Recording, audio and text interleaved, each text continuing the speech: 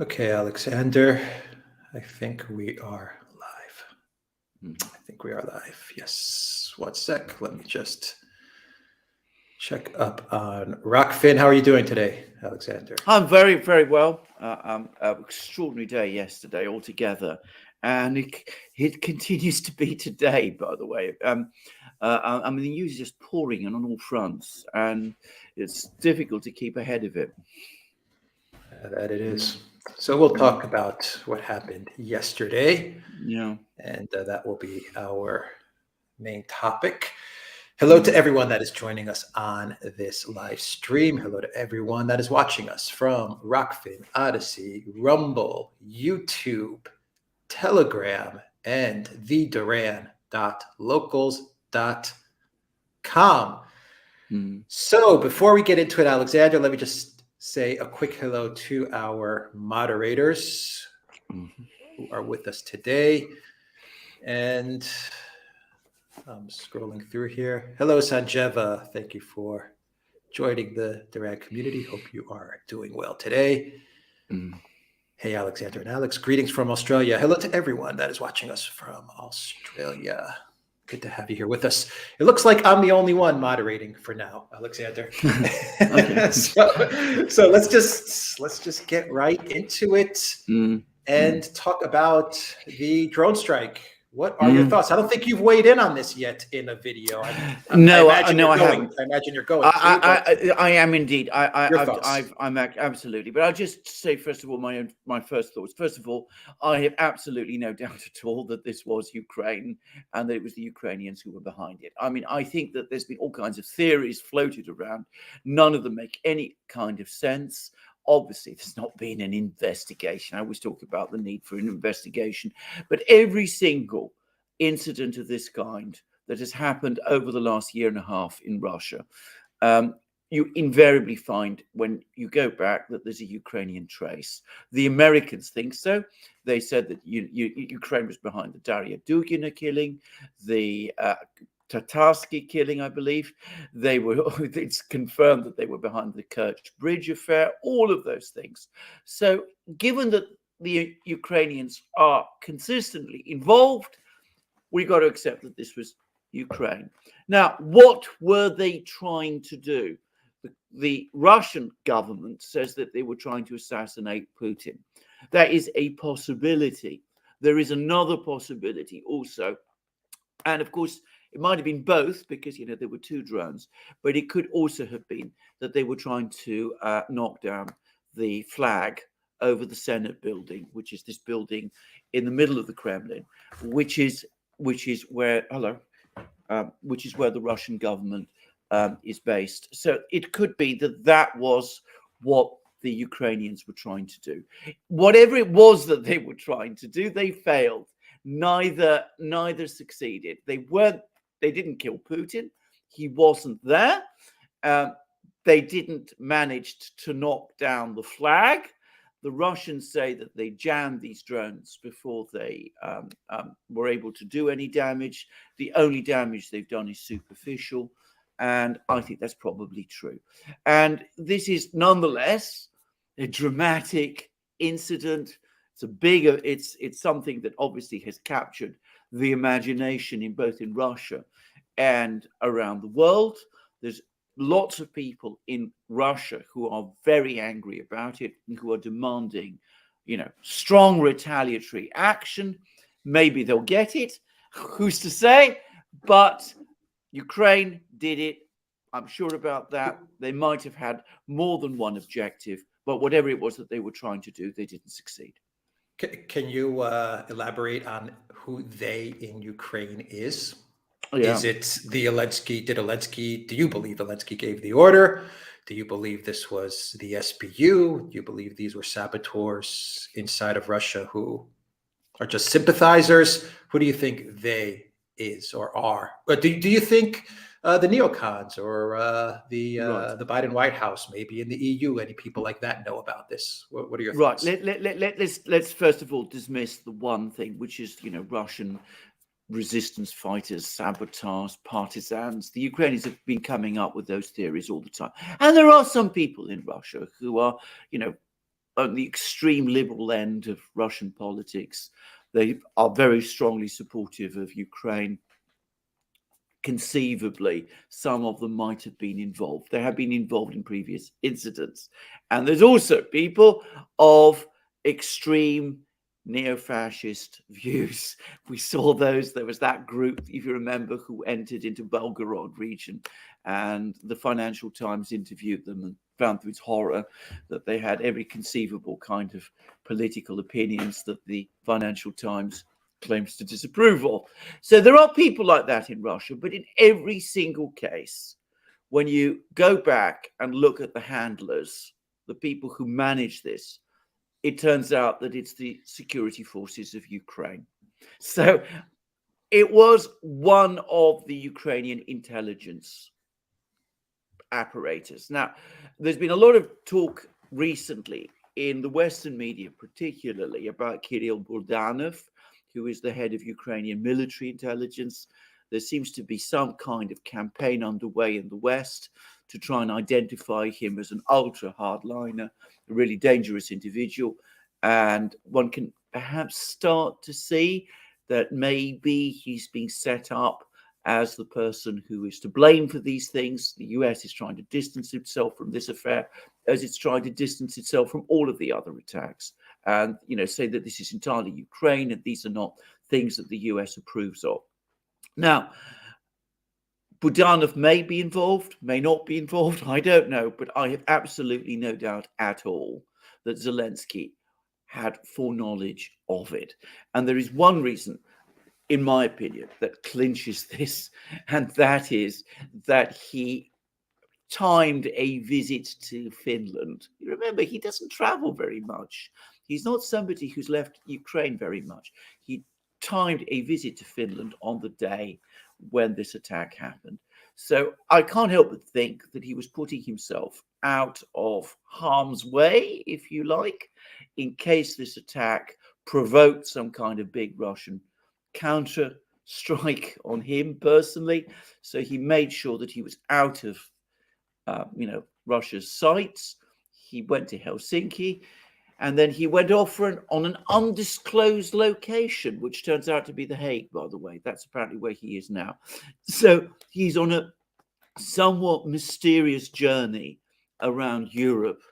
And to my mind, that looks like he's hiding. And if he's hiding, why is he hiding? It's hiding because he knew this thing was going to happen. He obviously gave it the green light. He's making sure that, as I said, he's out of harm's way. This is the only thing the only explanation I can have for his actions. So Budanov, whatever his role was, I am sure that Zelensky is implicated also. What about the Americans? What about the neocons? Now, officially, the United States government is going to insist that they knew nothing about it. They had no role in this affair. I want to believe that. I'd like to believe that. On balance, I do believe that. I think that for the United States to participate in a potential attack on the Russian leader, leader of a nuclear power, would be a crazy thing for the United States to do. I don't think the US that I know and used to know and used to think I knew would countenance an attack on the Senate building in the Kremlin, which for the Russians is as famous a building with the same kind of associations about, the center of power as, say, the White House is in the US. I mean, the Senate building is where Lenin used to work, where Stalin used to work, where Khrushchev also used to work. It's got a long history of being the center of governmental power in Russia. So, and that's where obviously the Russian flag is located. So I would like to believe that the United States is not involved. There are two things which concern me. First, well, we know the kind of people that some of these neocons are. And I have to say, I think that they would not necessarily balk at something like this. The second is, if you believe, as I do, that Seymour Hersh's account of the attacks on the Nord Stream pipelines are true, and that it was ordered by the President of the United States and by this team of people around him. They have already done something which is out of bounds, crosses every conceivable red line, and it is not such a huge distance from doing something like that to involving themselves in a potential attack on the Russian leader. So I am not going to say that definitely that the US was involved. I, on balance, think that most unlikely. I don't want to believe it. I don't think it was the case. I think if anybody in the US government was involved and other officials of the US government find out about that, they will be horrified. They will be deeply shocked. But unfortunately, and I say this with great sorrow, I cannot exclude that possibility entirely. All right. The argument that this was a false flag. Yeah, well, I mean, that is absurd. I mean, and to get a sense of how absurd it is, look at this headline today in the Telegraph. Actually, it was yesterday, can I just say? And it's from a man called Dominic Nichols. Fake or true, this attack is a humiliation for Putin. So what this article is trying to tell us is that the Russians deliberately organized an attack on themselves, which was intended to humiliate them. Now, I mean, that just doesn't make any kind of sense. And the whole idea that the Russians would deliberately launch an attack on the Kremlin, on the Senate building of all places, I mean, it's just completely ridiculous. It's certainly not an idea that I would countenance, and no one should. Yeah, why would they attack their Senate building, the Kremlin, which humiliates them? And okay, Yeah. the Western media, like the West media, is running with the humiliation angle. Yeah, exactly. Why would they do that? Well, I mean, you know, just so they could strike Zelensky, which they can do at any time. To be quite honest, At any they time, keep him exactly. there. They keep him there because they want them there because he's Zelensky. I mean, what can you say? Exactly. Exactly. I mean, he's incompetent. What this episode has done is it's created a lot of anger in Russia, putting pressure on the Russian government to do the very thing it has consistently avoided doing, which is launching attacks on Zelensky himself and other political leaders in Kiev. So it doesn't make any kind of sense. And I mean, I think we should dismiss that idea entirely. Yeah. Okay, so before we get to questions, Alexander, do you think there's anything more to Zelensky's trip to Finland? Because I think there is. He not only met with officials in Helsinki. There were officials from Iceland, Norway, Sweden, Denmark, I believe, who also went to meet with Zelensky. They issued some statements, some announcement that Ukraine should get a fast track into NATO or the European Union. And then he flies to Amsterdam to give this speech at The Hague. At the same time, we have articles out from Politico and Bloomberg talking about how maybe the Russians are the ones that did indeed blow up the Nord Stream pipeline, and the Russians are looking to cause some trouble with cables and other infrastructure around Europe. I mean, this along with the counteroffensive, which some people are saying has already started. Some people are saying it's going to start by the latest May 15th. Everything that's going on, it does seem like they are cooking up stuff. And there are rumors that Zelensky is going to be going to Berlin, and Sullivan and Burns will be traveling to Kiev as well. So there is a lot of activity going on. It does seem like something is brewing, or they're talking about something important. They're discussing things. They're planning, plotting, scheming. There is something going on. It's not easy to say exactly what it is, but he is traveling around an awful lot in Europe. I mean, I'm going to say this. I mean, there are some suggestions that he's never intending to go back to Kiev. I mean, that this is a permanent, getting him out of the way sort of operation. So, you have Sullivan and co going to Kiev, but apparently Zelensky staying away. So, maybe something going on, but definitely something is afoot. Now, lots of things, very complicated things going on on the battlefronts. It's a very chaotic situation at the moment. But I do think that there are talks, there are clearly discussions of some kind going on. But is Zelensky the person with whom the Western powers really want to negotiate at this time? Is he the person that they really feel they need to make the agreements with? I don't know. Okay. Let's, what do you say we take some questions? Yeah, absolutely. All right, let's do it. Let's begin with, let me pull up the questions here, Alexander. Let's begin with OJ Wall says, gifted 5, the Duran memberships. Thank you, OJ Wall. Iskander Zulkarnen, thank you for that super chat. Marissa L, thank you for that super sticker. Agu says, timing of the strike after Zelensky's call with Xi suggests hard elements in Ukraine wanted to pull Zelensky and the West back to war. Do you think the US okayed this? Yeah, as I said, I prefer to believe not. After the Nord Stream affair, I am not so sure. And there will be some very, very angry people in Washington about this business. They will be complaining furiously that it was, in fact, whatever happened, that it was a crazy idea, and that the United States should not be implicated in this kind of operation. So that there will be some people like that, in Washington, who will be very, very angry. Now, yes, it is entirely possible that after Zelensky's call with Xi Jinping, that there are people who want to push in the other direction. And this is the trouble, because you see, Zelensky himself comes across sometimes as the cork that's bobbing on the waves. He sometimes pulled in one direction, sometimes he's pulled in the other direction, depending on who the stronger at any particular point in time is. So, we can't really be certain what he's up to and what his role is.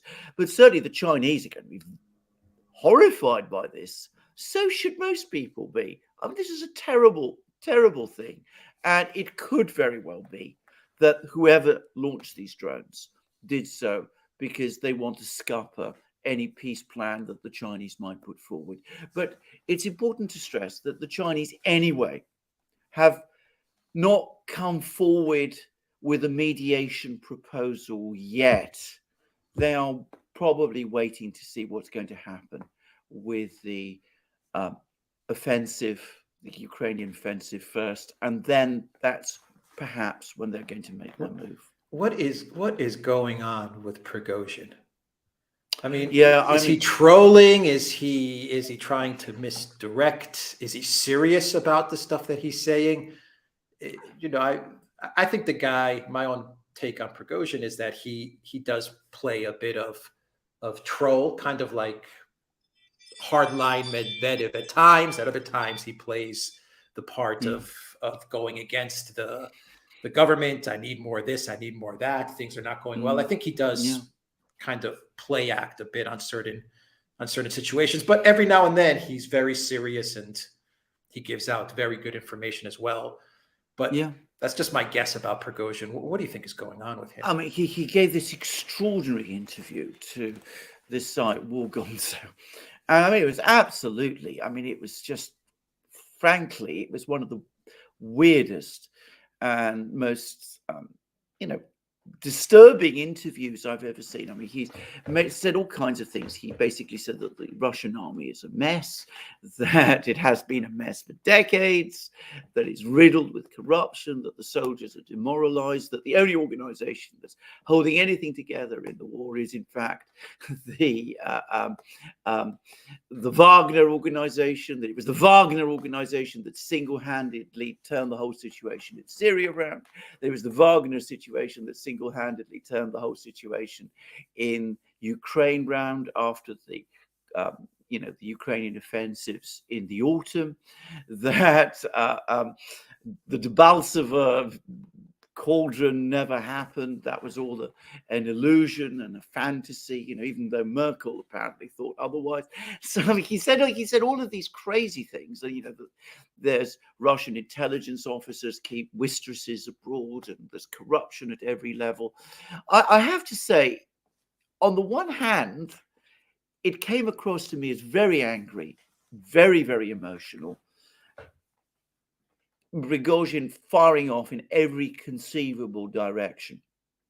I have to also say that it looks to me a little bit as if a bit of self-aggrandizing there, and preparing himself for a political role when the war is ended. He's going to, if it fails, he's going to be the person who warned against the failure and who will come forward and say, I will put Russia together. If it succeeds, well, it was all down to me. That is a little bit of that. But I also think I got the sense that on one particular day, Wagner took a bit of a pasting in Bakhmut. They launched some kind of attack. Apparently about 94 of their troops were badly wounded or killed. And I think he perhaps reacted a bit over emotionally in response to that. But I have to say, I think when it comes to specific advances of the Russian forces in Bakhmut, he is reliable. I don't take much of what he says particularly seriously. And I have to say that because he said so many things that seem outlandish to me and simply not true. I mean, the idea that Wagner single-handedly changed the whole situation in Syria and that the Balsova battle never happened. I mean, that is not the case. And I don't think we should take those kind of comments very seriously. Yeah, he definitely wants political power. Yeah. When all of this is over and done with, he definitely wants political power. Yes. And that could be viewed as a good thing, but it could also be viewed as a dangerous thing because it means that he could be taken advantage of by various forces. Who knows? It does seem like he's very, very keen to gain more power in the political sphere. Yes. Even though he already is a very wealthy, powerful person, but he's definitely angling for something more. Yes, he is. And I have to say, what he's also doing is he's making himself enemies on every side. I mean, the kind of things that he's saying are going to he's got to tone it down. Exactly. Even if he's right in some of the things he says, which he may be. I mean, talking in this fashion, accusing everybody of treason and making, frankly, very wild allegations of corruption, which are not really very substantiated, is not going to make him friends. It's going to make him a host of enemies. And more likely than not, they'll all be moving against him before very long. Yeah, agreed. Let's continue.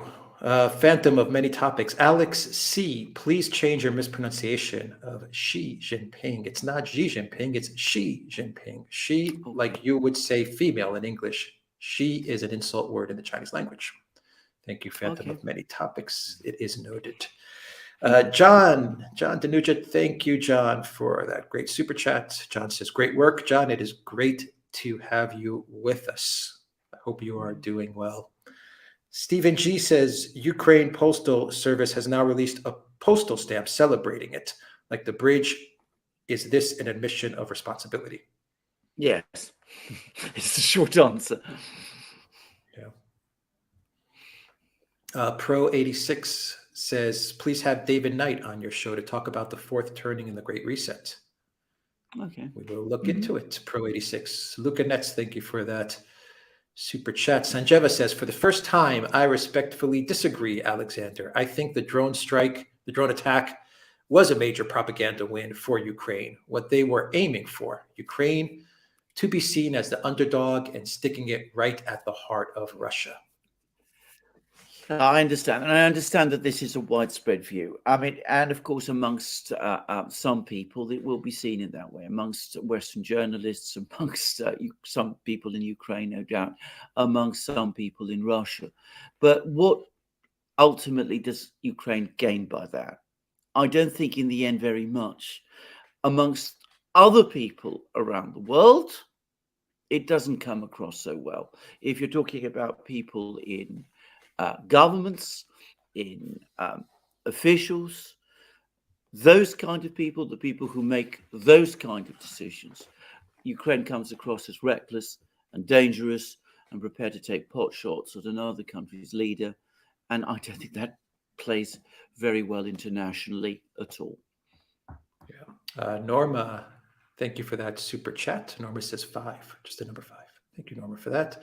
Milan, thank you for that super chat. Rochas, thank you for that super sticker. Sparky says, some say Zelensky's call with she was too far. So the West may take out Zelensky, but wants it to appear like Russia retaliation for the attempt on Putin. I think this is too complicated, if I may say so. I mean, I've no doubt, as I said, that Ukraine was involved up and wanted to do this. This is the kind of thing that they do. I mean, they carry out these very theatrical attacks. They're under heavy missile strikes, as we're talking about. They're losing people, and so they want to do something in response. And to be frank, they have a visceral feelings about Putin and the Kremlin and all of that. So they launch this kind of attack, and it makes sense for them to do that. And it may be also that there's people in Kiev who don't want to see any kind of peace moves and are worried about this call with the Chinese president. So, I don't think we need to go that far. If the United States wanted to get rid of Zelensky, they could do so very easily. They wouldn't want to orchestrate an attack on the Kremlin, which leads to a counter-strike on Zelensky in order to do that. They could simply expose the extent of Zelensky's corruption or his problems with, certain substances or things of that kind. I mean, you can do it much more efficiently through that kind of way than by organizing an attack like that. Yeah, I will say this, Alexander. I agree with you. I think if the United States wanted to get rid of Zelensky, they could do it in the next 5 minutes. I don't think they have to go through some elaborate scheme. But I think Sparky makes an interesting point in that Ukraine, the Zelensky regime, they absolutely come up with elaborate types of plots and schemes. I think I remember reading about a week ago in the Discord leaks that the Zelensky regime was talking or trying to recruit Turkey so that they could funnel weapons to IS in Syria to open up a second front. No, not IS, to the Syrian the Freedom. What do they call it? Free Syrian Army? Yeah, whatever they're called, that are backed by the United States, but they have Kurdish elements, and they wanted to get Turkey to get weapons to those guys, so that Turkey then can have Russia attack Turkey's enemy, and just this whole elaborate scheme that the documents reveal. So, absolutely. Like the Zelensky regime, absolutely, they come up with these cinematic, intricate movie plots and schemes. No doubt about that. Or there was all that business about, getting Russian pilots to defect last year. Do you remember that? That was very similarly complex and very intricate scheme, and it all fell apart. No, I accept that entirely. And of course, there are script writers. There are script writers, exactly. And this does have that look about it. It's the kind of thing, that looks good on a film. It doesn't actually have any practical effect. And if you were to go back to that article that appeared some weeks ago in the New York Times, the time of the 6 guys in a boat story about the Nord Stream pipelines. But there was a very interesting paragraph which said that, Ukraine comes up all the time with these harebrained schemes. And the United States doesn't think that they help Ukraine at all. And I think this attack on the Kremlin, this is my own personal view, I think the more sober, serious-minded people in Washington, not talking about the neocons there, I think that they don't like this. I think they feel that all of these harebrained schemes, all that they're doing is that they're damaging the international reputation of Ukraine. Dan Pop says, it looked like a backyard job. Feels like Russia would just ban drones in their capital if they needed to. Well, that's what I think they have put. Yeah, I think they've just done that. That's what they did in response.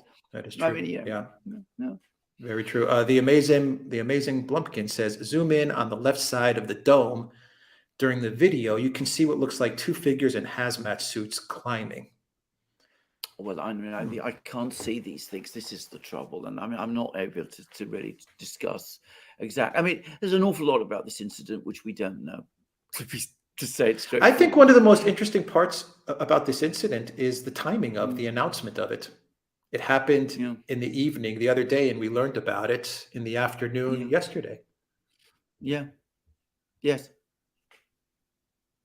You know, you would think that hitting the dome would be something that would come out right away, but it didn't. It took a good 10 hours. Yes, the Russian authorities controlled the release of information very tightly, and one wonders why. Yeah, I think that's an interesting angle. Well, I'm going to make a suggestion, which is that, of course, if these drones were released from within or near Moscow, there might have been a manhunt underway during that time period. So just bear that in mind. That's one possibility, but there could be others. Yeah, I agree. It does seem like this must have been something done within the area. That would be, I think, a fair assessment. Logical. Yeah, that would be logical. The Analytical Failure says, great show. Why do so many Western military geopolitics experts keep repeating that Russia cannot escalate because they are already going all out? Well, I don't know. I mean, they wishful thinking. We're not experts, exactly. They're not experts. Yeah. They're not experts. Yeah. Elza says, warning, mean joke. Newsweek, U.S. troops may deploy to Finland bases. It's like Biden's dog came to mark the territory. No, I think this is indeed exactly what we're going to see at some point. There will be U.S. troops in Finland. This is the whole point of the whole operation. I mean, of course. Why else bring Finland into NATO if not to do that? Yeah. Shadowless Kick says, it was the Nord Stream bomber who did it. They don't want the war to end. Yeah. Dominique says, have you still faith in the USA when you see the rapid degradation of the political, moral, and financial system? For Europe, it's already over. I have to say that is a very compelling point that you're making, Dominique.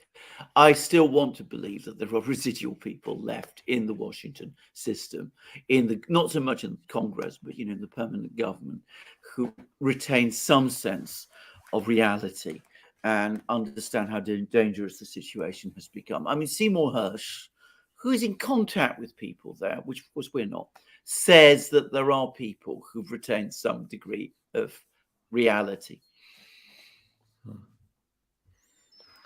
Radovid, thank you for that super sticker. Janice, thank you for that super chat. Nino PMC says, could it be possible Ukraine is just testing their drones that they bought in huge amounts from Taiwan and plan to launch thousands of them during the counteroffensive to create the panic plan? That has been widely discussed on pro-Russian Telegram channels, that Ukraine bought around 1,000 drones from Taiwan, and that the intention is on the first day of the offensive to launch a vast swarm of them against Crimea, as much as anything else, to create panic there. And that's a possibility. I mean, I can't exclude that. I don't think that this attack that we've just seen test runs that. For one thing, I doubt that type of drone was used. I think that the Taiwanese drones are probably rather more sophisticated than these really rather small drones that were used against this attack on the Kremlin. Miss Texas G asks, what, if any, response will the Chinese offer about the drone attack on the Kremlin? Oh, they'll be very concerned and very angry, and they'll be definitely calling the Russians, expressing their support and wanting to understand what exactly this was all about. They won't, I mean, be absolutely clear about this. No government in the world, apart from a few governments in the West, will support this. They will be collectively very concerned about it. Attacks on heads of state are never a good idea. That is the one way to unite the international, global leadership, political leadership against you. Yeah. The United States has attacked many heads of state. It has indeed done so. It has indeed done so, but it's always done so in a way that gives it plausible deniability. This was done too openly. Yeah. Nino PMC says, I have a sixth sense hunch. NATO and Ukraine have a trick up their sleeve regarding the so-called Great Counteroffensive, something dirty and extremely destructive out of sheer desperation. Well, you may be right. Yeah, I agree with you, Nino, absolutely. Luca Nett says, Alexander, why isn't Dmitry Peskov a good presidential office spokesman? Well, I don't think he is remotely fast enough in his response. I don't think he's aggressive enough. And I think far too often he engages in reasoned debates with his opponents who are not in the West, who are not interested in them. I think what Russia needs is a much more punchy, much more fast-moving press spokesman than Peskov is. But, Putin is very loyal to his people. He's very loyal to Peskov. He's been there. Peskov has been with Putin right from the start. I don't think Putin is ever going to drop him. Jeffic says, do you think the Nazi Ukraine will use chemical weapons as they've done before out of sheer desperation? Well, again, I hope not, but, nothing can ever be excluded. I mean, and that's the reality. Yeah, Tyler Durden says, hey, look, a distraction, probably very cost effective because the drones look light and cheap. Yeah, indeed. I mean, I've heard stories that they are actually an adaptation of a Chinese, mainland Chinese, I should say, PRC Chinese commercial drone that, the Ukraine bought quite a few of them and has adapted them and is using them in this kind of way. So yeah, I think that's also my impression. I mean, these do not look like sophisticated drones of the kind that you would use, in the kind of mass attack on Taiwan that people are talking about. Yeah, Z Russian Bot says, no question, just love from New Zealand. Thank you, Z Russian Bot, and hello to everyone in New Zealand. Elza says, maybe the drone was going to knock down the Russian flag and throw the Ukrainian flag at the Kremlin to claim it victory. It worked for Snake Island. Well, I don't think it actually worked for Snake Island, but I think that may very well be what they were trying to do. Yeah, I mean, it got publicity, and this is publicity, so much. Yes, so much of what Ukraine does is based around publicity, and let's give the Ukrainians, this publicity. PR is a part of war. What do we get from the Russians instead? We get Prigozhin telling everybody how bad things are in Russia, in the Russian military. So, Ukraine knows how to run these operations, these media operations very well. I don't think this Kremlin strike was a good idea for the reason I've said. But so many of their other operations have been. And, one would expect that by now, the Russians would be a little bit more advanced on that. Yeah. Ghost of Kiev, great Kherson counteroffensive, great Kharkiv counteroffensive, the siege of Kiev. I mean, Snake Island, the Zaporozhye Avenger. Axel O says, there has been a news article in Finland that calls for a wartime economy and it's positively received. What would that mean for EU countries and Russia? Well, I mean, a wartime economy in the EU will mean very, very much lower living standards for the people who live in the EU. It would mean the end of the EU, exactly. I mean, Jungle Joseph talked about a war economy. Yeah. Yes. About like 2 months ago, he said they should shift to a war economy. That would be the end of Greece. I mean, I'll speak about Greece. The Greek economy would just collapse. Well, collapse, exactly. Yeah. John says, I agree on Peskov, Alexander. Regarding the great Putin has always been too nice, kind, and yin. Yeah. Okay. Yes. A lot of Russians think that too. Yeah. Well, that's the complaint that the hardliners have with Putin is that he's too moderate. Yes. But the collective West paints him as too too authoritarian. So you get two different views of Putin. Yes. Anyway. Ronald, thank you for that super chat. Sarah Hahn says the U.S. tried drone killing Maduro in Venezuela. They flew Zinsk to Finland in an unmarked American plane. They knew. Yeah, quite possibly. Zelensky, and I'm not they saying flew that Zelensky the to US... Finland in an unmarked American plane. Yeah. So they knew. Yeah. That's why he was in Finland. I mean, it's possible, as I said, that there are people in Washington who would do crazy things. If they've done this, then to be straightforward about this, we are in an even worse situation, if that is possible, than we believed, because a government of a superpower that engages in this kind of operation has taken leave of its senses. Yeah. Sanjeva says, thank you, Alexander, for putting India's geopolitical stance in perspective. India has tens of billions in absolute poverty and thousands of farmer suicides per year. India needs Russia hence, but for the same reasons, it cannot fully antagonize the U.S. either. Absolutely, and nor should it be asked to do one or the other. This is the key thing to understand. I mean, why should India be asked to take a stance over Ukraine to the point, that it has to sacrifice its relations, which are so important for the Indian people, either with the Russians or with the Americans?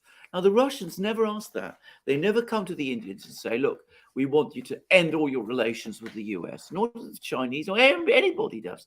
But the Americans are saying, look, if you don't do that, if you don't cut off your relations with the Russians, if you're not buying cheap oil from Russia, if you continue to buy cheap oil from Russia, if you prioritize inflation reduction in your own country, well, you're betraying liberal values and you're no longer a full member of the Democratic Club. And that I find unacceptable. Yeah. Davey Rowe, welcome to the Duran community. Zoran says, to me, it looks like a false flag from nefarious Russian deep state actors who wish to finish with Putin's wishy-washy politics and start a far more aggressive policy. Well, I mean, there's every conceivable possibility, but I don't think so. I mean, as I said, every time an incident like this has happened, eventually you find that there's a Ukrainian trace. Yeah. Claudia says, Giorgia Meloni seems to be supporting the war in Ukraine now and cozying up to the EU. Your thoughts? Oh, no, she's a fervent supporter of the war in Ukraine. I mean, she's gone to the most extreme lengths over this, far further than even Mario Draghi did. And you're absolutely right. I mean, all that anti-EU thing that she was going on with a short time ago, all that's disappeared. What her supporters will make of it, I mean, for the moment, I think she's still, coasting on the popularity that led her to her victory. But once they've figured out that the person they've elected is the opposite of the person that perhaps they expected that they'd elected, what they'll make of that, we'll see. But for the moment, that is exactly the stance that she's taking. Yeah. Anshuman Mishra says, could Ukraine attempt attacks on the 9th of May in Moscow? Well, yes. Possible. Now, this is the other, it's absolutely possible. Now, you see, even before this incident, the Russians had already said that they were calling off, for example, the Immortal March and all that, because the situation, was not safe. They could not absolutely ensure that there would not be attacks against that. And of course, the media then went along and said, the media in the West, at least in Britain, was saying, well, the reason is that Putin doesn't want the Immortal March to happen because all those people are going to protest against him. And yet now we see that there is an attack in the center of Moscow, and it's been called the false flag, or some people like, Con Coughlin in the Telegraph today are bragging that there'll be merciless attacks on Moscow. I mean, all that kind of thing. So absolutely, an attack on the 9th of May victory parade is a real possibility. And of course, the Russians need to take that very, very seriously. And all the indications are they are doing so.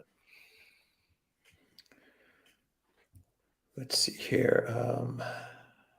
Tantalus says, I'm expecting Zelensky to turn up to Eurovision 13th of May, as it is in the UK. I would not be surprised. Well, I wouldn't be at all surprised. Maybe he'll be. It was supposed to be Mariupol, Alexander, before Liverpool. Yeah. It was supposed to be Mariupol. Absolutely. Remember that? Yeah, absolutely. Yeah.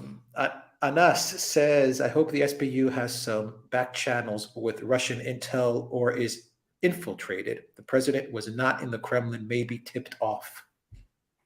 Well, who knows? But I mean, I think that, I mean, as I understand it, he was in St. Petersburg and he was attending various regular meetings there. So I don't know whether he was tipped off or not. But anyway, the point was that he wasn't in Moscow. And I suspect that the Russians have a pretty sophisticated intelligence operation in Kiev anyway.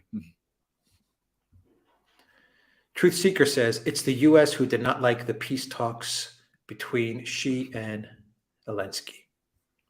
Oh, absolutely. Yeah. And if you want to create a motive and say, that, launching this attack was intended to scupper those peace talks, that might be possible.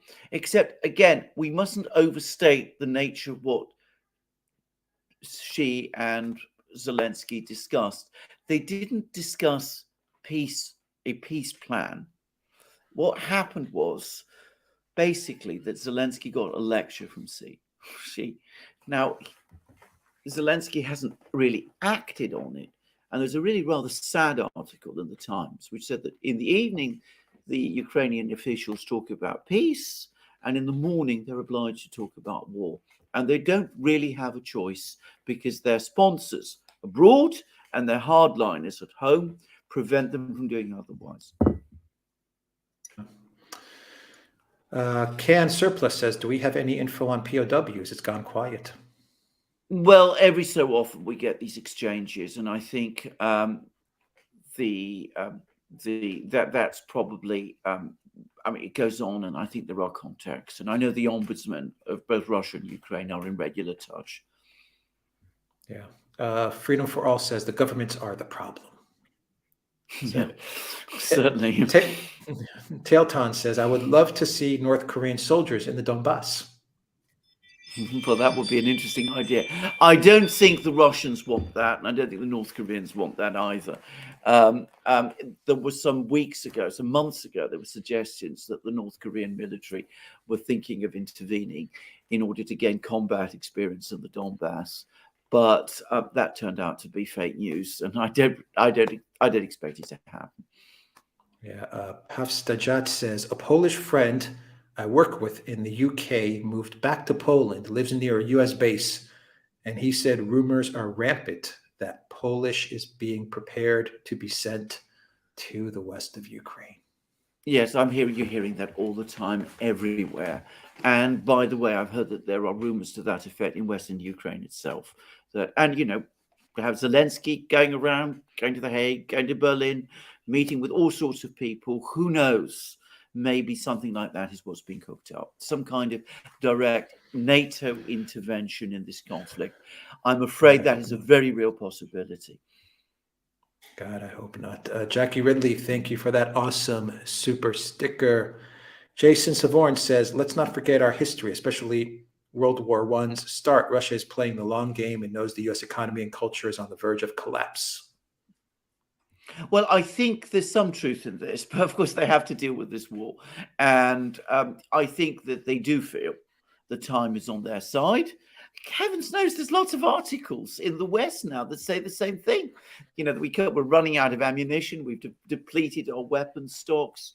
Shoigu had a meeting the other day in which he said, we are actually building up our weapons stocks. But having said that, I mean, if you're Putin, I still can't believe that you want this thing to drag on forever. I mean, that doesn't make any sense to me. Yeah. Zelensky gave it away in his speech when he was in Finland, when they asked him about his government's involvement in the drone strike. He said, we don't have the capabilities to do this because we're already running low on weapons. I mean, he said it. He told the media, we're low on weapons. We can't afford to do these types of attacks. I was just like, what is This guy, this guy's just a Oh no, mess. He was it's a frightened. mess, exactly. He was very frightened. Yes, I got that impression. I got that impression as well. Actually, he is a very frightened man altogether. Yeah. Has been, in my opinion, right the way through. Yeah. T-Bone says, "What is going on with the Chechens? They're quiet." No, I'm not quiet at all. I mean, it depends which Chechens you're talking about. But if you're talking about the ones that are fighting in the conflict, I did my video earlier today, and there was a whole interview given by his name is Alauddin, one of the Chechen commanders, and he gave a whole account about fighting in a place called Belogorovka. And Kadyrov is obviously very busy. No, I think that they're very active and very much there. The only thing is the oxygen, if you like, has been taken from them. People don't talk about that very much because Prigozhin has managed to corner all the attention. Yeah, he has. Jacob J. Alman says, "Thanks so much for all that you both do. Let's keep praying for a peaceful resolution to all of this madness. Keep hope alive." Yeah. Thank you very much, Jacob. Well said. DF says, "Is it possible the open border in the U.S. is for the purpose of military drafting in the event of a direct war with China and or Russia?" Well, it is possible, but I mean, does the U.S. military want to have immigrants like that joining its army? I mean, that really would dilute, it seems to me, the quality of the U.S. military, bringing in people into the military in that kind of way. David Rubin, welcome to the Duran community. Jungle Jin says, regarding the drone attack, maybe Zelensky's usefulness is over, and this is a regime change op that can be blamed on Russia when someone disposes of him. I mean, as I said, lots of people are saying this. As I said, this is a bit too complicated for me.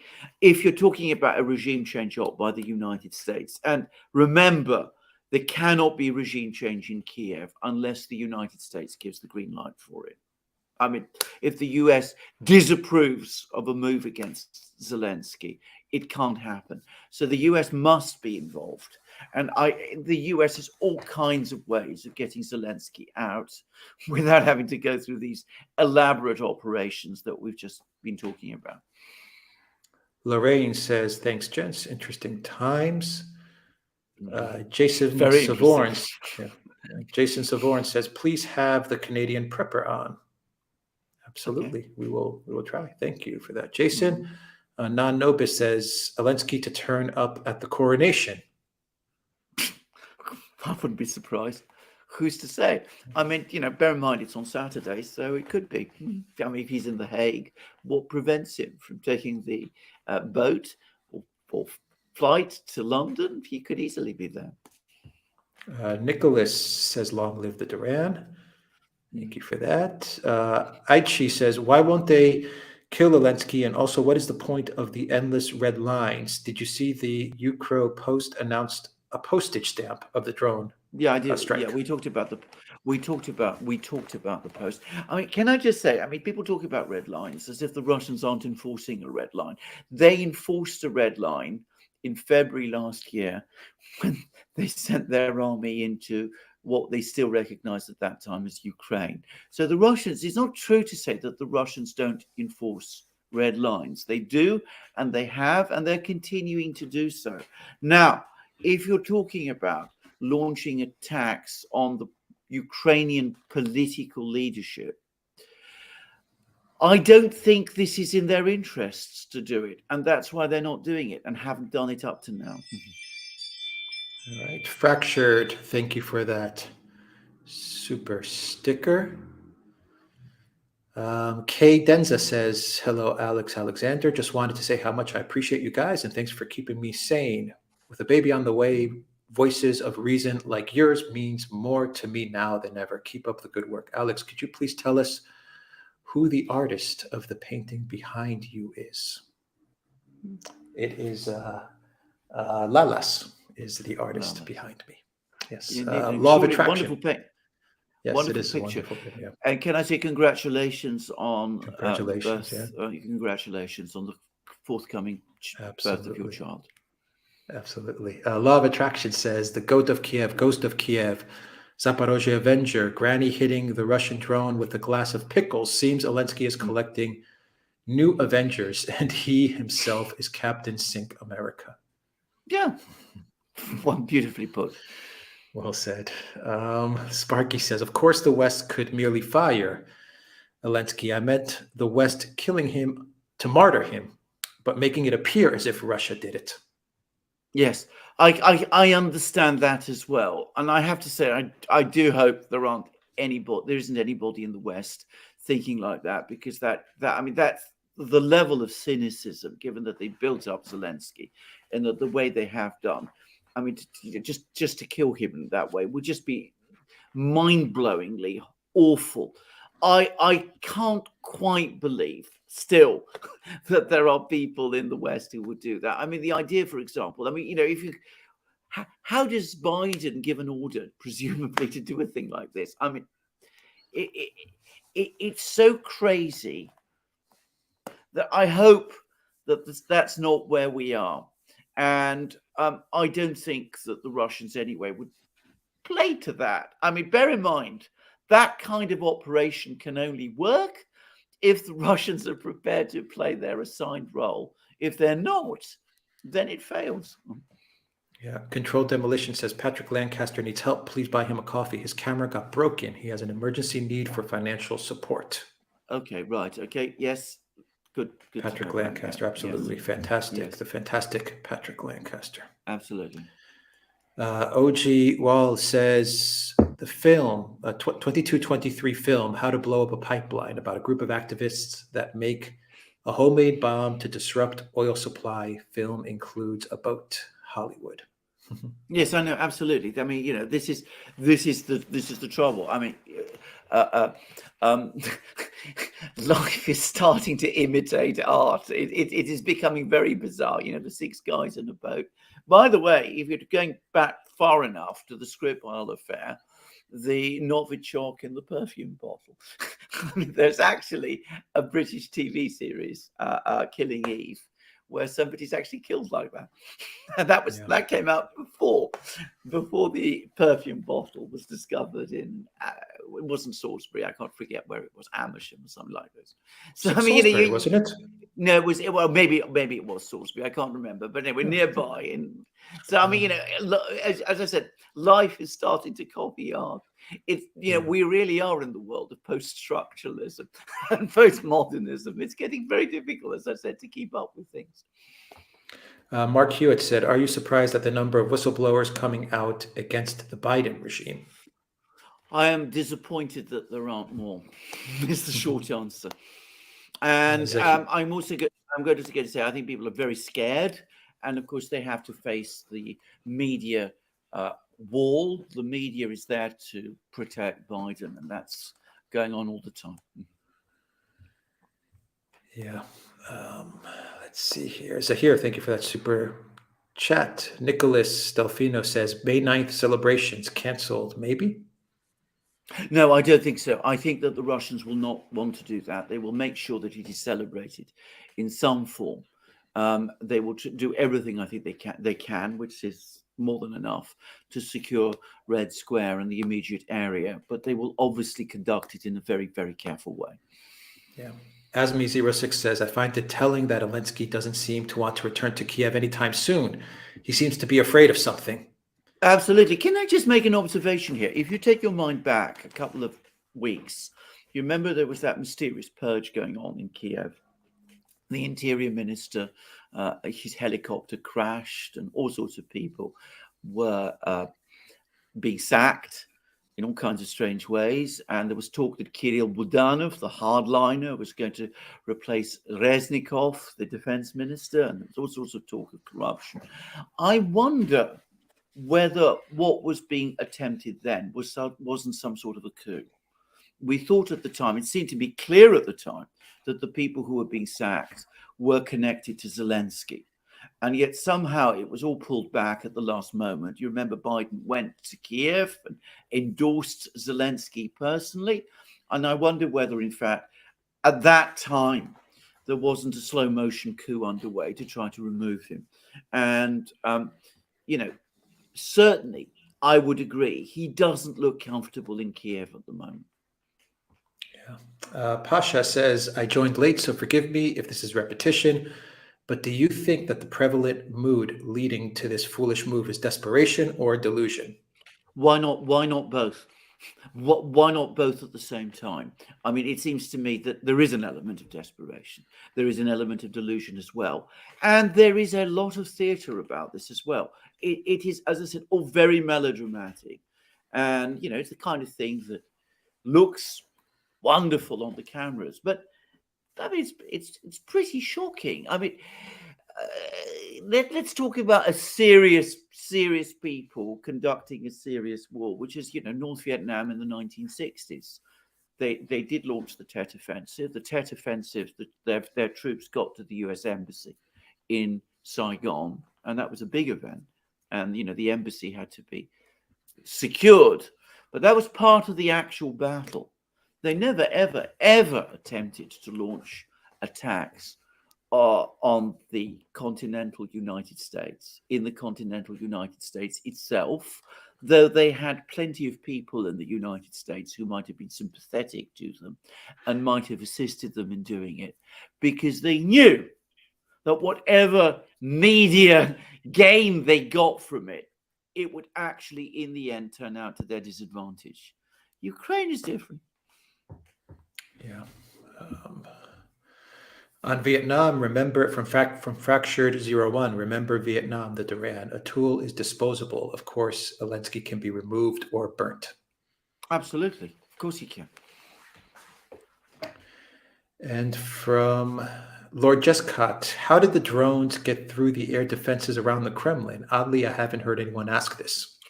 No, I don't think this is particularly complex. First of all, these are small drones. And secondly, ask yourself what kind of air defenses the Kremlin realistically has. Moscow has air defenses, but are you going to station air defense missiles and cannons around the Kremlin? If you start doing that too obviously, start using them to shoot down drones, and missiles and cartridges fall all over Red Square and damage neighboring buildings, then it seems to me that you are actually compounding the propaganda defeat, and you might actually cause injury and harm to someone. Now, the Russians say, and I've no reason to disbelieve it, that their jamming systems manage to interfere with the operations of these drones. And I think that is realistic and probable. But small drones like this, not surprising that they're able to penetrate. As I said, there's hundreds of drones operating over Moscow at any one particular time. And now they've been banned, but you can't stop every drone, especially not if you're a country like Russia, and certainly not over a city the size of Moscow. You need to go to Moscow to see what a huge place it is. Harry Bowles says, I would give away my firstborn to never hear Zelensky's name again. So would I. Well, no, actually, I wouldn't. but having said that, I would be very happy not to have to hear Zelensky's name again. I quite agree. Tom Bombado, thank you for that super chat. Ben Lind, thanks, my good sirs, and hi to my brother Hockey. Thank you for that. Marcelo says, Calimera, gentlemen, started recordings. Sucked XD. Keep at it, Marcelo. Keep at it. J.H. Scott 6 says, thank you both as always for your insight. Nicholas Delfino says, can Berlusconi or Salvini depose Meloni, please? Well, Berlusconi is said to be very ill, and I mean, he's an old man, and I can't really see him now playing much more of a role in Italian politics. Salvini, well, who knows? I mean, Italy is, volatile place. We'll see what happens. Danny Lim says, always appreciate your perspectives. Agu says, Putin cannot be understood until you understand the martial art he practices. In judo, you use your opponent's attack and throw him off balance. I think there's a lot of this, actually, yeah. Very true. Lado Moreau says, hi, Alex Alexander. Could it be that Prigozhin, with his criticism of the Russian army, just works as a decoy to give the West the false sense of Western military superiority so they start moving with a counteroffensive? I know that this theory has been widely expressed. I think if that is indeed the plan, that he's going too far. All that what he's doing is so personal and so critical of the Russian military and of the Russian Ministry of Defense that what he's actually probably doing is causing concern and demoralization in Russia itself. And I think that there are going to be, as I said, a lot of people angry with Prigozhin. And if it is that kind of an operation, then I think somebody needs to call it off. Yeah. John Danugat says, Alexander, the CIA had the incompetent and unpopular Diem, the leader of South Vietnam, murdered in 1963 to Kennedy's shock. Absolutely, and that is completely true. And to discuss the potential parallels between President Diem, to give the name as apparently it should be pronounced, and Zelensky many, many times. And, it's not impossible we could see this happen again. But this is a rather complicated affair, because what happened in 1962 was that Kennedy himself authorized the coup that brought down Diem. Diem refused to resign, which was not what the Americans expected. And the Vietnamese army, with the support of some people in the US, murdered Diem. And this was a disaster. It was a huge blow to American plans in Vietnam. And Kennedy himself, as you correctly say, was very shocked. I would have thought that if there is any institutional memory in the United States, they would not want to repeat that in that kind of way.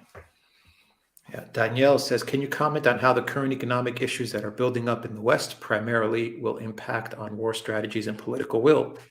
I'm very glad that somebody's brought that up. Thank you, Danielle, because in fact, we've just hearing today that another American bank in California is in trouble. There was a really rather scary article yesterday in the Daily Telegraph that said that there's half the banks in the West are insolvent, and that there's $1 trillion bank that is in trouble. I mean, I don't know whether this is true or not, but if we are in the early stages of a repeat of 2008, then it's going to be all but impossible to keep the public focused on the war in Ukraine. Support for the war will just melt away. If people have to face another economic crisis like that, the political effects will be devastating, and the appetite for war will just shrink away. Yeah, Zionic 8 says, chances of a second front in Transnistria. Thanks a lot. Very great. Very great. And in fact, yesterday, or I think it was yesterday, there were reports that Ukraine is actually again deploying more troops in that direction. I mean, from their point of view, it's 4,000. I mean, from their point of view, it's easy. It must be a tempting target because there aren't that many Russian soldiers there. This is going to be a disaster for them. I don't know. Yeah. I don't know what they're thinking. Anyway, Raphael said, good job, guys. Can Surplus says, do we have any infos on POWs? We answered that. Yeah. Tom, somebody says, Alexander, name the tune at the end of your videos. I actually have the link in the description box. It's Peter Brown, and I have his SoundCloud playlist in the description box down below. Mm-hmm. Let's see. Bengt Iverson, you're the best for news analysis. Thank you for that. Thinking Mind, thank you for that super chat. Sticky Mark says, God bless all of us. Let the king save himself. FFS, Crazy Cat Lady sees you flirting with other cats. Free Julian Assange. Lerv and Peas. Indeed, free Julian Assange, absolutely. Free Julian Assange, absolutely. Sanjeva says, The Hague gave a standing ovation to Zelensky. I'm 44 and have never seen anything farcical as this in my life. This is absolutely now beyond mad. It is. I mean, the whole situation is getting madder and madder almost by the day. I mean, here we have Ukraine launching this kind of attack on the Kremlin, and we have the Dutch Parliament presumably rising in support of Zelensky of all people. As I said, it just, I mean, it would leave me speechless if I didn't have to comment on it. As they destroy farmers. As they destroy farmers, exactly. Yeah, exactly. Yeah. Incredible stuff. Raphael says, guys, always remember Putin's speech the day he started the special operation. You quote, U.S. likes to intimidate people. We will not let you do it to us. Game set. Yes. He did indeed say that. Yeah. Jason Savorin says, I fellowship at the Ukrainian church in California that holds its service in Russian. The war is almost not mentioned. There is deep unspoken sorrow. Well, that is one of the best things that I've heard up to now. Thank you. Actually, the Orthodox Church of Ukraine, I call it the non-recognized. That's the the real church is the Ukrainian, the Ukrainian Orthodox Church is the real canonical church, and you would say the heretical church is the new one. The new church is looking to change the Christmas celebration. Absolutely, I heard that. I heard that as well. Yeah, they're with the westernizing frantically. I mean, that's Raphael says NATO and the U.S. is a poker game with Russia. Pushed everything in the middle with sanctions. Russia said, "Okay, the only thing the West can do is to show its cards." Yes. Well, yeah. Terry Toon says, now that the Hollywood screenwriters are on strike, who will write Zelensky's scripts? Good question. It's a very good question. Let's see here. Let me go to Jacqueline. I just bought you both a cup of tea or coffee, like the Duran. Thank you. Thank you very much. Jack Bickford says, this dangerous drone attack is like the act of an arrogant school child. Off topic, how did you become so skillful in your YouTube presentations? Were you born this way? I think we've worked very hard and have learnt an awful lot, partly through the interactions with our community. So, I mean, you played a role in bringing us to this level, if I could say that. And thank you for. I think there was a substantive question actually, which I probably missed now. Let me see. Yeah. Let me see here. This dangerous drone attack is like the act of an arrogant school child. Yes, I agree with that. I mean, as I said, it has all that quality about it. It's not real. I mean, it's not a real action taken by serious people. What the British call the adults in the room. Yeah. Just Paul says it's a pitta. Buy crypto to tips. So I just have a few. Please enable cash tips. The chances of me joining locals are 0. This is from Odyssey. Okay. Just Paul. Okay. We'll do that. Let's see here. Belugi the Beluga says, I'm puzzled how Wagner has been the main player in Ukraine so far, and yet the Ukraine military has undergone several iterations in the last year. How big is Wagner itself? Well, that's an excellent question, and I think your point is entirely to the point. I mean, the way Prigozhin is talking about Wagner, I mean, it has an almost megalomaniac quality, that they're doing everything single-handed, all by themselves. If it weren't for them, everything would fall apart. I mean, it obviously isn't so. That is not to detract at all from what Wagner has achieved in Bakhmut and in other places. But clearly, you can't say that it's only the Wagner organization who's fighting this war and the rest of the Russian military is doing nothing. I mean, that is an absurd claim. Now, how big it is, we don't know. The Pentagon recently said that the number of Wagner troops fighting in Bakhmut is just 6,000. Nicholas Burns says, rumor Zelensky has been offered the lead role in the Hollywood remake of Mel Brooks' classic Springtime for Hitler in Germany. Well, Asme06 says, I find it telling that Zelensky doesn't seem to want to return to Kiev anytime soon, as if he is afraid of something. Yeah, absolutely. I think we agree. Yeah. Jungle Jin says Peskov said Washington was behind the Ukrainian attack on the Kremlin. Yes, the Russians are going to run that with that story. I mean, because Peskov says it, and by the way, the Russian ambassador to Washington, Antonov, has basically said the same thing. Because the Russians are saying it, it doesn't make it true. But think about it. The Russians are able to tell the Americans, and the Americans will be in contact with the Russians now. They'll be calling the embassy in Washington, the embassy in Moscow will be trying to call the foreign ministry. They'll be saying, look, we have absolutely nothing to do with this. And the Russians say, why should we believe you? You're supporting this regime. You are implicated in this, whether you want to be or not. And they'll be saying that to everybody else around the world who wants to listen as well. And they'll be running with this relentlessly from this point onwards. And who knows?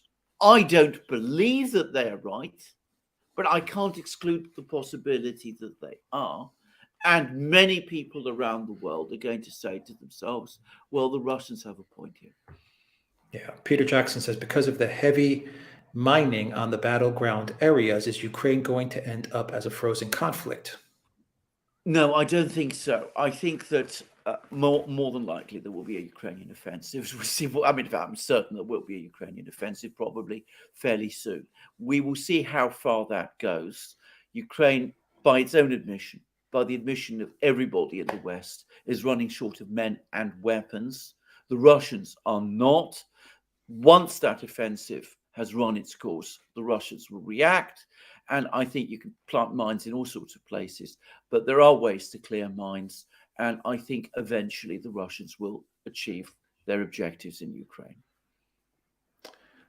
David Oreski says, hi, Duran, love your content. Greetings from Australia. Has there been any further information about the supposed hypersonic missile attack on the NATO bunker in Kiev? Your thoughts if this actually happened? Right. Well, the Russian Ministry of Defense has sort of suggested that some kind of an attack like that did take place. I think probably there was an attack, but I think that the story that this is a NATO bunker and hundreds of NATO officers were killed is almost certainly wrong. We've had a person who is in the know, who's contacted us and has told us it is wrong. His sources have told us it is wrong, and I'm going to go with that, actually. Mm-hmm. Yeah, Nino PMC says all of NATO would not succeed in a war against Russia and Ukraine. Russian weapons and military experience far supersedes NATO's weapons and soldiers. You know, somebody who thinks like you, and that's General Cavalli, the NATO commander the US commander of NATO forces in Europe. He came forward. He made a very, very interesting presentation to the House Armed Services Committee. He said that the Russian army today is bigger than it was before, that their air force has been hardly touched, their navy has been hardly touched, their military activities are more intense than ever. And he also said that at the end of this war, the Russians will have a more capable army than the one they started the war with. So I'm not saying that he is saying that NATO couldn't win against Russia, but he clearly thinks that the Russians are very, very much a force to be reckoned with. And they don't seem to have the same problems in getting weapons and equipment to their troops that NATO does. And by the way, General Cavalli might be seen by some as a corrective to some of the things that the Prigozhin is saying. Yeah, Belugi, the Beluga says Kremlin attack reeks of CIA MI6 involvement. MI6 involvement. Well, as I said, a lot of people are going to think this, and the Russians are going to plug that. They're going to say, how can you distance yourself from this, given the kind of support you're giving to Ukraine? And there's a pathetic article, by the way, out in Politico, I think, which says that the US is trying to work out whether it was the Ukrainian government or a pro-Ukrainian group that did this thing. Maybe it's the 6 guys in a boat. Maybe they got off the boat, having blown up the pipeline, and have now launched this attack on the Kremlin. I mean, you know, this is the mess the US is in. And that's why I say this isn't really going to play out well in the end. Mr. Tommy 0201 says, always good to see you guys. Greetings. Thank you for that. Robert says the only way for the war to continue is if Russia is provoked enough for a U.S. nuclear attack to be safely blamed on Russia. Oh, yeah. Well, there is a view, and this, by the way, I tend to take more seriously, that part of the purpose of these attacks, including the one on the Kremlin, is precisely to get the Russians to do something so over the top that Zelensky and his people can say, look, this is what the Russians are doing to us. You must come and save us by intervening directly. I don't think that's the case either, but a NATO intervention is a real possibility in Ukraine. And if that happens, well, frankly, we are in a very dangerous escalation indeed. Yeah. You'll see Poland going first. Yeah, I agree with that. But not as NATO. You'll see Poland going not as NATO. They're going to pretend it's not NATO. Yeah, they're going to pretend it's not NATO. I agree. Mike Priest says, which other former Soviet countries celebrate victory over the Nazis as the Russians do? Most of them do. I mean, Belarus does. Most of the Central Asian states do. I mean, some of the ones that are antagonistic, well, obviously Ukraine doesn't. Some of the other countries that are antagonistic to Russia, the Baltic states, Moldova now, though in Moldova, there are people who celebrate 9th of May. There are people who want to celebrate the 9th of May in the Baltic states. But of course, they're doing so against the will of their governments. But in Central Asian republics, in Belarus, it is taken seriously. See, Max Logar, thank you for that super chat. Sparky says Newland, Blinken, and Sullivan are mind-blowingly awful. Yes.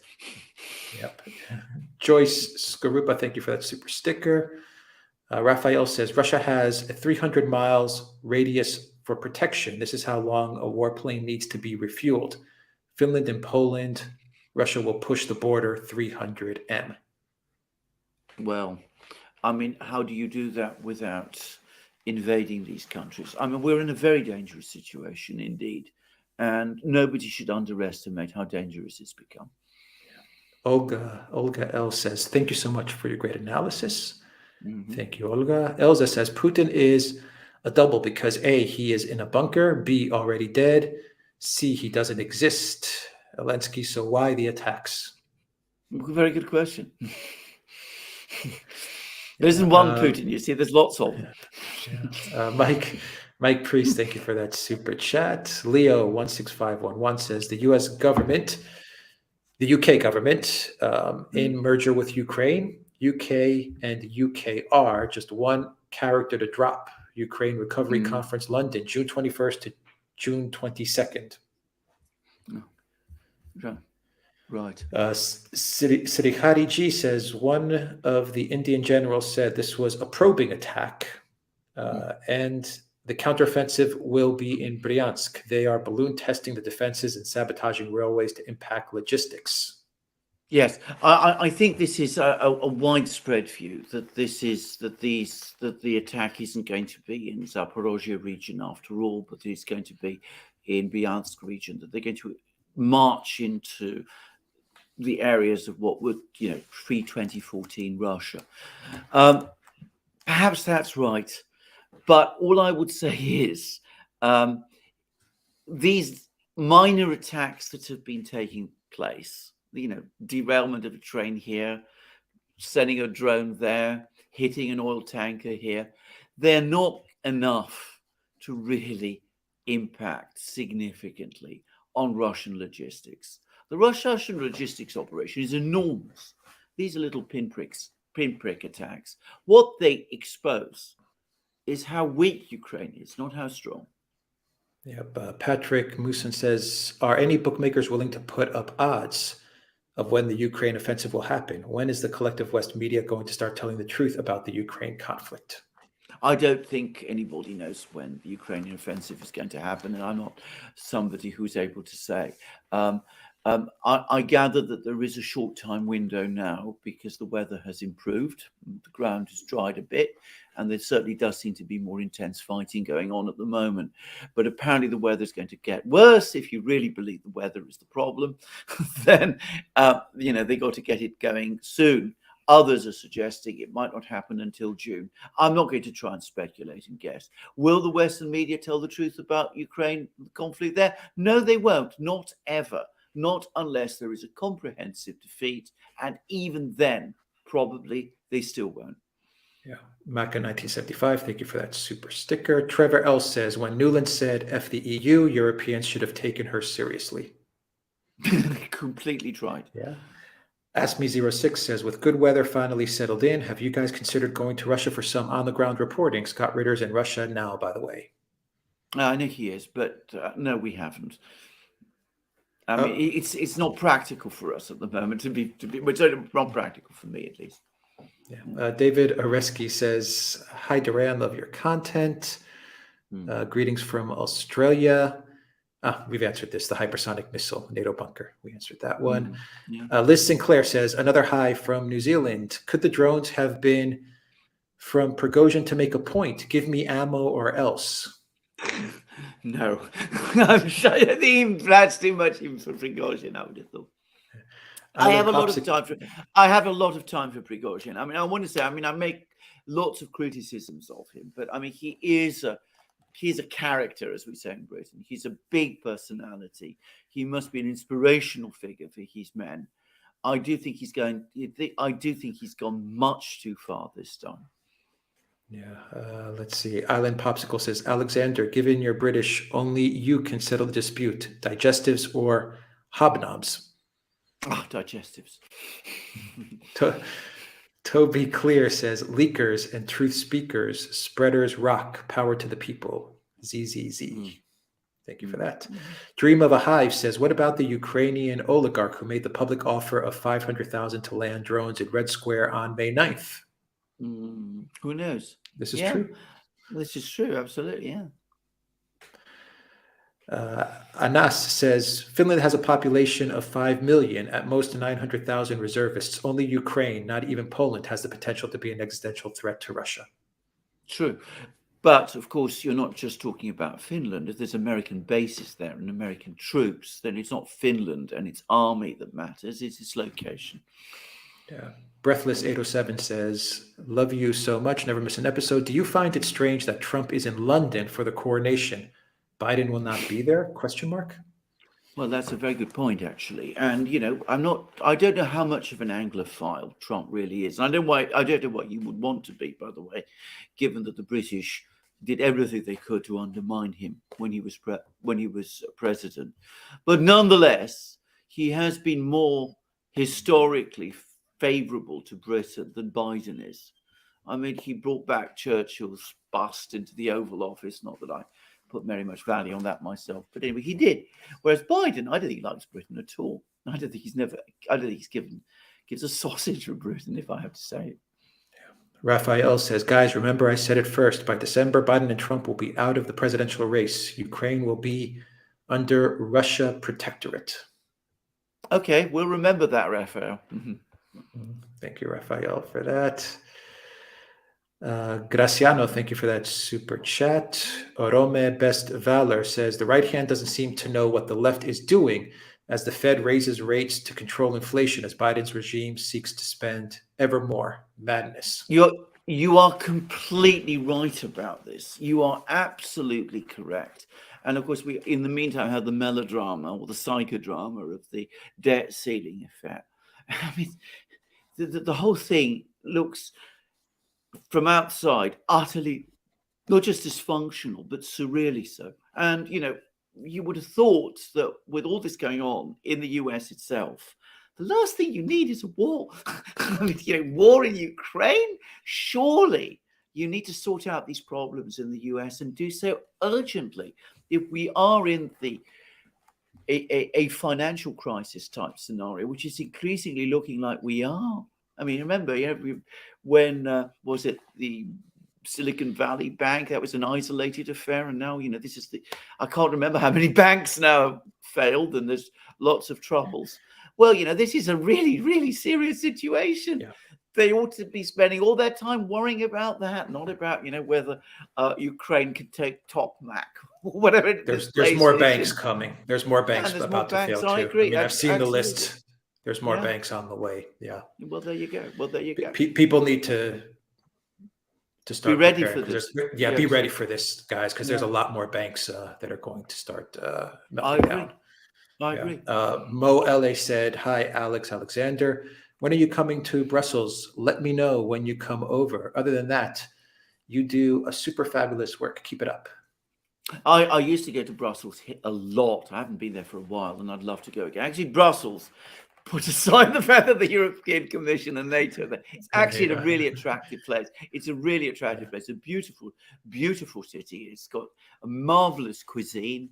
It's a great place, and there's lots to see and do in Brussels. Yeah, Jungle Jin says, have British depleted uranium munitions been used in Ukraine yet? No, not that we've heard of. I'm sure if they had been used, the Russians would be talking about it. Yep. Valies, thank you for that super sticker, Valies. Great to have you with us. Pope Rackets Touched Me says, Axe RN, what impeach is for sad the divide prevents? I'm not sure I understand that. Sorry. I'm not sure I understand that. Yeah. Thank you for that. Ricardo Alfonso says, it was Emilio Largo again. Of course it was. I mean, and you know, he's working for Blofeld as well. We mustn't forget that. Spectre is involved. Gabrielle says, Christos Anesti brothers. Thank you, Gabrielle, for that. Raphael says, Zelensky, one word for you, Samuel Canyon Doe. Okay? I can. Thank you for that. Let's see here. Asby06 says, the logic of RU nuked us, so NATO must come in doesn't make sense to me. Does NATO want to come in to get nuked too, or they really think that once RU nuked Ukraine, it won't do that to NATO forces? I think the opposite. Well, I have to say straight away, I agree with your points completely, and rationally, you would not want, if you were NATO, to get involved in Ukraine. Since when has the US government been acting rationally in this affair? I mean, they're not doing that at the moment, and that's what's so frightening about this whole business. Paul A says, just out from RT, Washington responsible for attack on the Kremlin, Moscow. Well, there you go. Level 42, how far are the U.S. efforts to drag Polish mercenaries or the whole country into the war? Possible or rather not? No, I think it's very possible. And unfortunately, they have plenty of Polish collaborators who would want to drag Poland into this.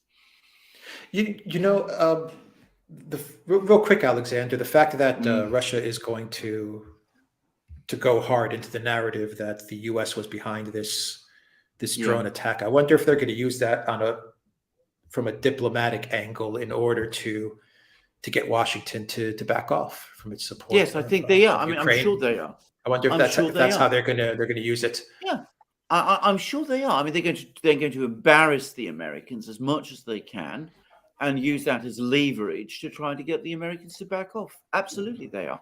As I said, this is a gift for them. And we're speculating about why the Kremlin waited 10 hours before announcing this event. I suspect they were, partly there may have been a manhunt, but also they may have been sitting down together and working out how they were going to, use this. Yeah.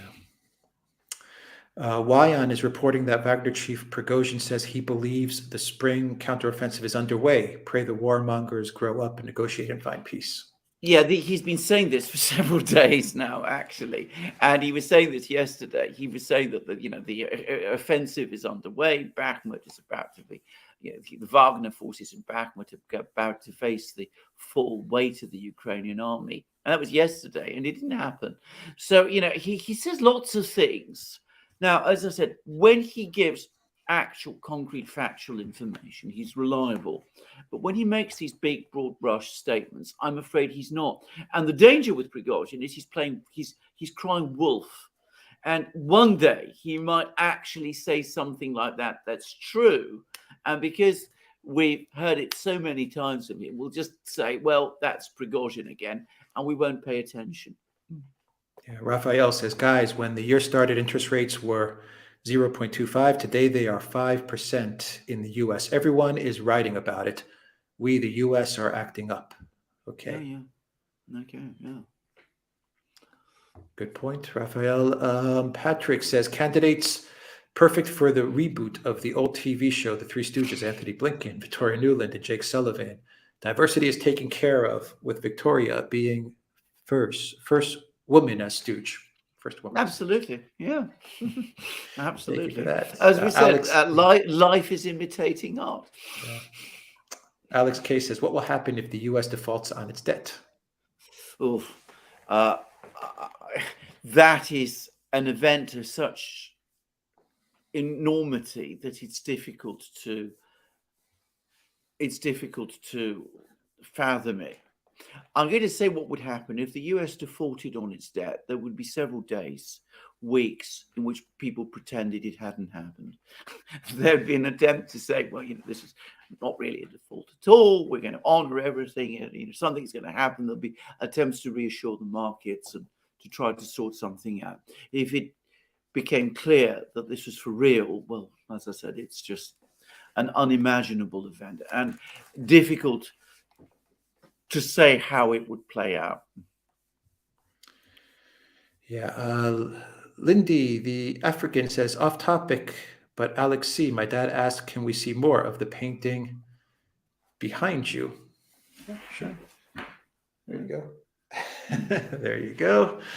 That's pretty much all of it. Ricardo Alfonso says, the Russians can also use this event as a media cudgel against the U.S., puts them on the back foot, having to plead innocent. No one will believe them. Absolutely. I think that's the point we've been making, actually. Yes. Mm-hmm. Yep. Kevin says, keep up the great work. Mm-hmm. Thank you for that, Kevin. Ricardo says, the Russians can also use the event. I think I just read that. Yes. Yeah. Let's see. Pope Rackets touch me. If reps and Dems actually believe in the Constitution, they would retain war powers and stop this. This is what impeach is for Dems' ideology, and divide prevents it. Absolutely. This is completely correct. But I mean, this has been the true situation with the War Powers Act and all of that for decades.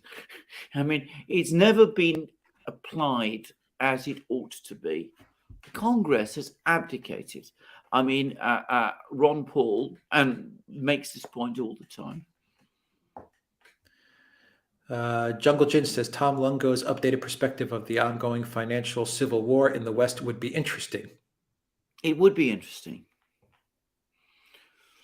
Suburban Populist, thank you for that super sticker. Mindtap, thank you for that super sticker. Jason says, what biblical account would you most likely say is similar to today's current events, specifically the moral and cultural aspects of people's actions?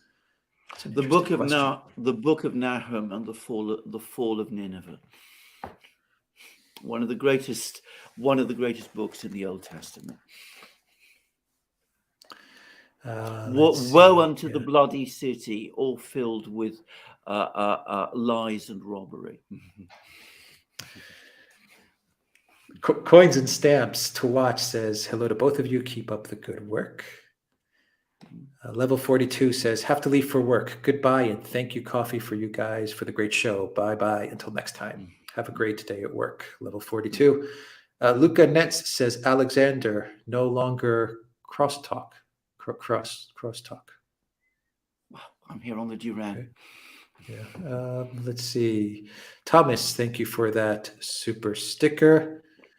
Raphael says, oh, guys, do you know the Dems are working to determine if the debt limit is constitutional? They want to take Congress to court. Crazy. Absolutely. I mean, the whole thing is just lunatic. Rafik Adams says, is there any possibility of doing a discussion with Dr. E. Michael Jones on the Ukrainian war in the near future? Keep up the great work. Yeah. Yes, I would like to get in touch with Dr. E. Michael Jones and talk about the Ukraine war. Yes. Lana Mitchie says, love the channel. Have you heard the USA is installing atomic sensors in Ukraine? I heard the Russians discuss potential false flags. Yes, I have. Absolutely. And this is a very concerning affair. And one wonders what that is all about as well. I mean, can I just say, it's completely unnecessary. If there was a nuclear bomb falling on Ukraine, you wouldn't need these atomic sensors. So what is this all about? Well, what is it about? Well, I think it's, again, partly somebody's attempt to try to rebuild this narrative that the Russians are going to use nuclear weapons in Ukraine. And notice that this story has been leaked in advance of this offensive. So it's all part, I think, of the kind of psychological warfare that we're having on the eve of this offensive. Island Popsicle says, keep up the great work, Duran. A couple of months ago, I asked if the only way for peace would be the West's collapse. Have your opinions changed? Well, I don't want the West to collapse because I live in the West. We're all part of the West, most of us at least. And so I wouldn't want the West to collapse. But, you know, if we don't seek peace, we don't achieve peace, that's what we might end up with.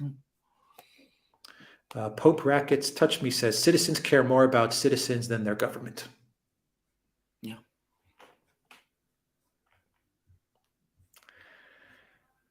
Okay. That's everything, Alexander. Wow. Brilliant. Great show. Great show indeed. Great show. Yeah. Great questions. Hello to our moderators, Zarael, Valies, Reckless Abandon, Peter. Peter is in the house as well. Who else? Yeah. Let's see. I think I saw Alan Watson in here as well. Right. Not sure. No. Did I miss anybody, moderators? Did I get everybody? That's helping. GEC. GEC is also with us. Great to have you with us, GEC 810. All right, Alexander. Let's see. Kilo Good Thoughts Deeds. Thank you for that super sticker. Alex K says, is regime change operation in Turkey underway? And what will they get out of it concerning Russia and the broader region? Election. It is highly likely. And as I said, we have to keep an eye on Turkey very much because that's going to be a crucial election that's coming up. And bear in mind, if Erdogan is declared the winner of the election, that doesn't mean that the regime change operation will simply stop.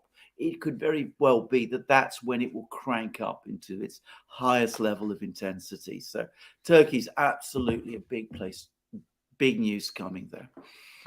Rafik says, do you think Russia will escalate the attacks directly on the Zelensky regime after the drone attacks? I think that the Russians will use the drone attacks in the way that I've said, diplomatically. But I think that, you know, they might retaliate in time, but they will do it in a way of their own choosing. I don't think they'll do it in that kind of way. Susik58 says, great show as always. Right. Thank you, Susik58. Raphael says, remember this, the last meeting in Alaska, China told the U.S. delegation, I think we are taking you guys too seriously. Very wise. Thank you, Raphael. Chinese. Thank you, Raphael. Raphael on fire today. Gloria says, may the mighty and gracious God intervene in this madness. Love you guys, the best geopolitical commentators. Thank you very much. And R Legion 13 says, hashtag Camacho for president 2024, hashtag idiocracy. Okay. Yeah. All right. That is everything. We'll wrap up this live stream. Thank you, everyone, for your questions. Thank you for joining us. BFT Eyes Wide says, in your opinion, what is the next global event that most likely takes place once the Ukraine business is concluded? Just curious your point of view. China, Taiwan, Pacific. Iran, maybe. Iran, maybe. Unless, of course, we have a big financial crisis in the Western economies, which could be the biggest news of all. Yeah. Ted Sawyer says, thank you for keeping us grounded. Thank you, Ted, for that. And Can Surplus says, if Russia was pushed to using nukes, would they not go to Washington, not Ukraine? Absolutely. But let's hope we never get to that point. Yeah. All right. Thank you, everybody, for a fantastic live stream. Thank you to everyone that joined us on Rockfin, on Odyssey, Rumble, Locals, and YouTube. Thank you to our moderators. Thank you, Zarael, for that super sticker. And we will have more videos on the way. Free Assange. Absolutely. Free Assange. Take care.